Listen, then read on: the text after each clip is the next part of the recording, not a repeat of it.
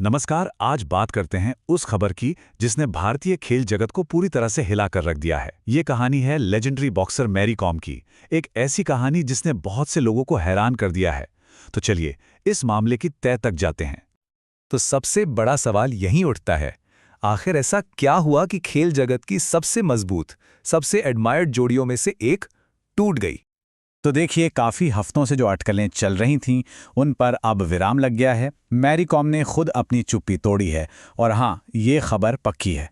लगभग 20 साल साथ रहने के बाद उन्होंने और उनके पति ओनलन ने अपने रास्ते अलग कर लिए हैं। ये सच में एक युग का अंत है।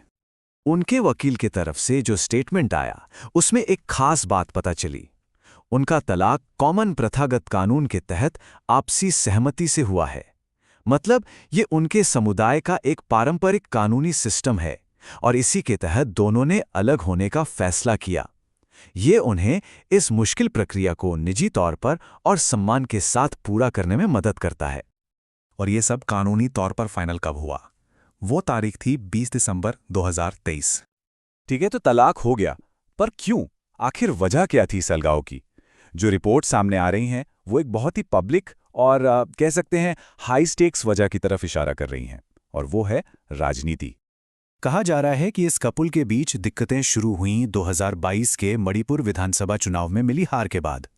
ये एक ऐसी घटना थी जिसने सिर्फ उनके फाइनेंसेस पर ही नहीं बल्कि उनके रिश्ते पर भी बहुत बहुत ज्यादा दबाव डाला। अब जरा उस चुनाव कैंपेन के खर्चे का अंदाजा लगाइए। रिपोर्ट्स की माने तो यह खर्चा 2 से 3 करोड़ रुपए तक पहुंच गया था। सोचिए, इतनी बड़ी रकम, कोई भी अंदाजा लगा सकता है कि इस तरह का फाइनेंशियल प्रेशर किसी भी रिश्ते पर कितना भारी पड़ सकता है। और कहानी में एक और मोड़ है। कहा जाता है कि मैरी ने ही ओनलर को चुनाव लड़ने के लिए इनकरेज किया था, जबकि ओनलर थोड़ा झिझक रहे थे। मतलब राज्य के पॉलिटिकल माहौल को देखते हुए वो श्योर नहीं थे। लेकिन जैसे जैसे कैंपेन का खर्चा बढ़ता गया, उनके रिश्ते पर भी दबाव बढ़ता गया और ये दरारें धीरे धीरे इतनी गहरी हो गई कि उन्हें भरना नामुमकिन हो गया। लेकिन इस मुश्किल दौर से पहले उनकी कहानी बिल्कुल अलग थी। एक प्रेरणा थी, एक मिसाल थी पार्टनरशिप की। चलिए एक पल के लिए पीछे चलते हैं और याद करते हैं कि उनका ये बंधन कितना खास था।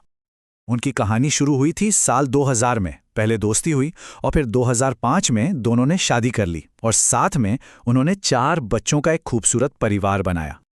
लेकिन उनके रिश्ते को जो चीज सच में असाधारण बनाती है वो है ओनलर का त्याग। ओनलर खुद एक फुटबॉलर थे, लेकिन उन्होंने मैरी के बॉक्सिंग करियर को सपोर्ट करने के लिए अपने सपनों को पीछे रख दिया। वो सचमुच मैरी की सफलता के पीछे की चट्टान थे, एक ऐसा मजबूत सहारा जिसकी वजह से मैरी वो सब हासिल कर पाई जो उन्होंने किया। और ये सिर्फ कहने की बात नहीं है। खुद मैरी कॉम ने एक बार विराट कोहली के साथ बातचीत में ओनलर के बारे में कहा था कि वो एक आदर्श पति और पिता हैं। ये बात उनके रिश्ते की गहराई और एक दूसरे के लिए जो सम्मान था उसे साफ दिखाती है।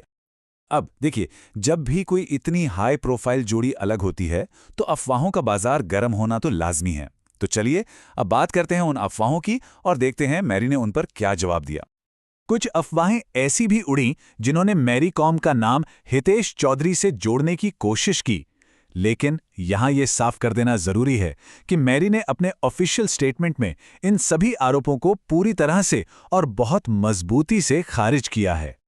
तो अब जब यह साझेदारी खत्म हो चुकी है, आगे क्या? अब क्या हालात है? फिलहाल जो रिपोर्ट्स हैं उनके मुताबिक मैरी अपने 4 बच्चों के साथ फरीदाबाद में रह रही हैं और ओनलर दिल्ली में है।